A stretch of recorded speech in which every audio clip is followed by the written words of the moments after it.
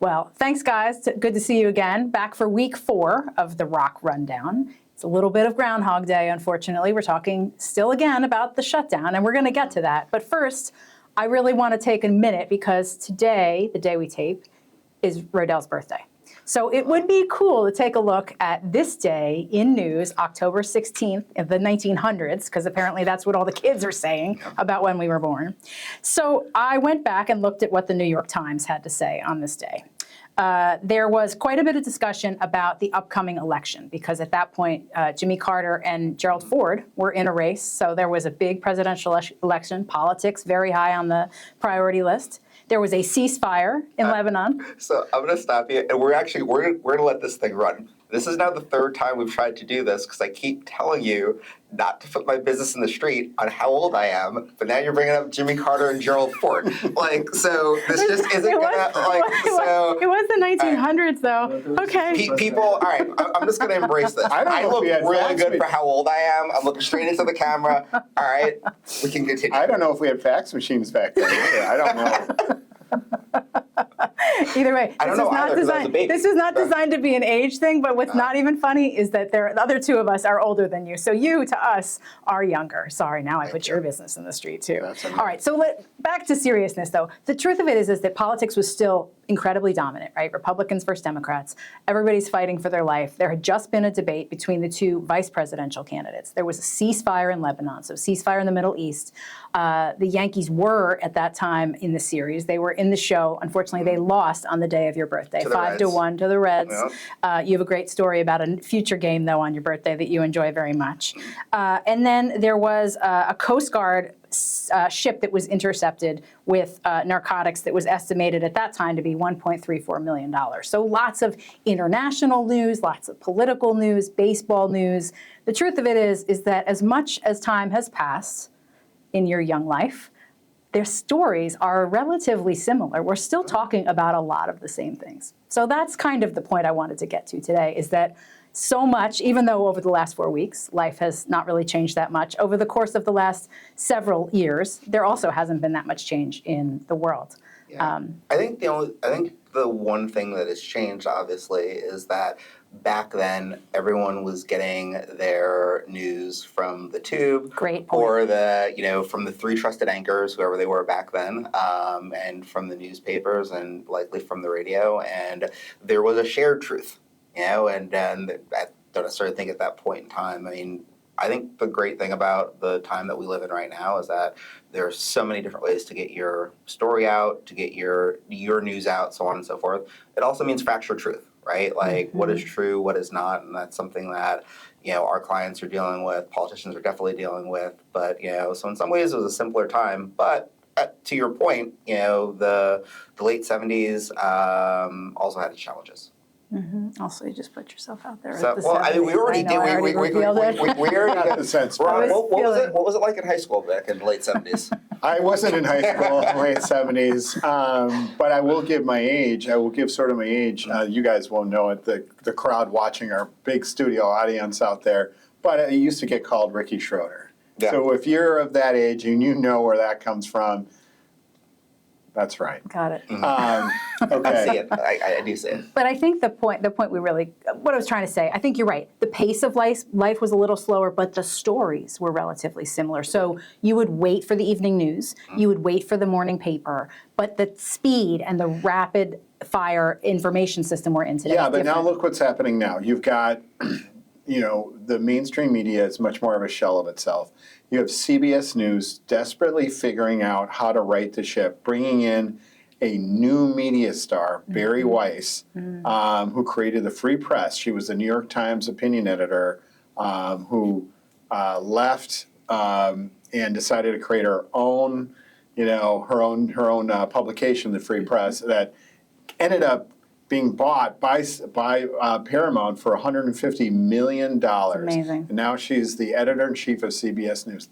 It's unheard of. That's it would have right. been unheard of back then for something like that to happen, and now it's happening now. So a lot of differences, as Rodell's saying. We had the 3 major networks, and now we have at least one of those networks being taken over by an editor-in-chief who is a power player in new media.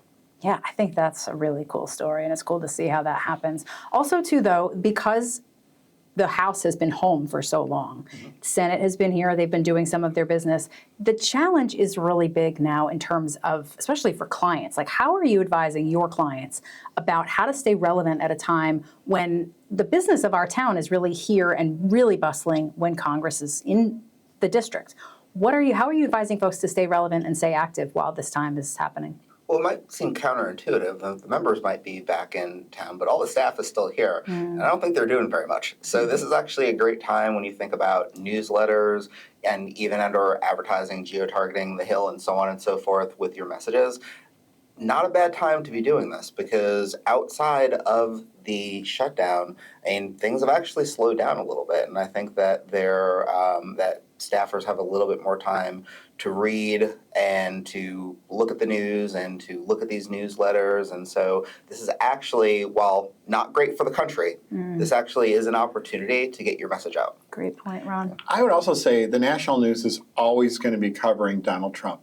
They're always going to be covering the main headlines. But we have a lot of clients with a number of issues in a whole variety of different industries that are looking for coverage. And there are reporters out there that cover those industries directly that we work on behalf of our clients for. And we try to drive those stories and get the coverage necessary and start shaping that environment around it. That's so important. So while the national news is covering the day-to-day stuff, there's no way we'll ever get our clients into that news cycle. And you know what? They don't want to be in that news cycle. That's not a good place for them to be. They want to be positioning themselves with the reporters that matter. Yeah, that's a great point. And I think, too, the way that the news has changed and evolved, you talk about Barry Weiss being at Substack and now at CBS, those local newspapers really were very robust, obviously, at that time when we were really paying attention to less of the traditional, more of the traditional media, less of the social media. Now that's evolved and changed. But the the flow itself is different, like you said, Ron. No, absolutely. What other topics are coming up for you in terms of what you're thinking about this week as we look forward to what's to expect? Please. Oh, go ahead. Well, I will tell you, I have something.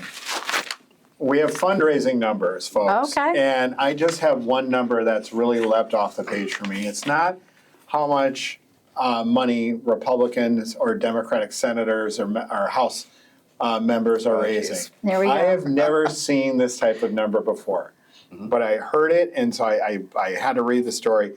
But Illinois Governor J.B. Pritzker, he is in a big fight with Donald Trump right now over Chicago, over the ICE agents and the National Guard that Donald Trump wants to bring into Chicago to work on clean up crime, and they're in a high stakes battle. A number just came out that he reported on his disclosure forum. That the Governor Pritzker won $1.4 million in gambling in Las Vegas, playing blackjack. Sat at a table and won $1.4 million playing blackjack, which is wild. Wow. I've never heard of that before. I just never seen a story like that with a report like that. And he doesn't hide from it. He said, I like to play cards. Especially when you're sitting at the $10 table. He must have been there for a while. Well, he must have been there for hours. Yeah, no, Wow. totally. So that's that, or the high-end table, because he is a billionaire. Yep. So could have taken him 5 minutes, but you never know. Anyway, I thought that was interesting. Awesome. Well, that's a great number, and it's super interesting. I can't ever remember a time, unless there was, before we were paying attention. Anything else? I'm following the walkout of most of the media at the Pentagon. I think this is That's a big story. It's a huge story. The fact that it's mainstream media, some of the smaller publications, media that might be considered center right, center left, all coming together to say to stand up for journalistic principles. It's going to be interesting to see how this gets resolved, or if it does get resolved. It's been fun. It's interesting to watch as well. Yeah. Anything else? That was Happy it. birthday to Thank you. Yes, happy birthday, Rodell. Can I tell my other Yankee story? Yes, All right, please. okay. It's either going to make it or it's not going to make it. But in 2003, I was having a birthday party at a place called Cap Lounge. If you know, you know. And I wasn't, the Yankees were on, and they were in the playoffs. And I remember my girlfriend at the time being like, hey, you're being really rude because, you're not talking to anybody. And I'm like, this is a great game. Anyway, I believe it goes into extra innings, and then Aaron Boone, and they call it the Aaron effing Boone game. He hits this home run. Yankees win. It's great. I then proceed to go to the jukebox, put in $20 and play New York, New York until the bartender finally comes out from behind the bar unplugs the jukebox. But it was a great day. I love it. Yeah. Can I also just share, in 2016, at Rodell's birthday party, Rodell hired the rap artist Biz Markie. Rest in peace. Rest in peace to DJ his party. That's the guy who sings, "Girl, you got what I need. I got what you need," whatever. Say he's just a friend, whatever. But it was a great time. There's your kicker. Awesome. Yeah, you can cut all of that out if you want to. Cool. We can keep it in. Thank you. Also, happy birthday to Ben Clark over at BPI, who is my birthday twin. Awesome. Well, if it's happening in town, you got to come back here to see us on the ROKK Rundown.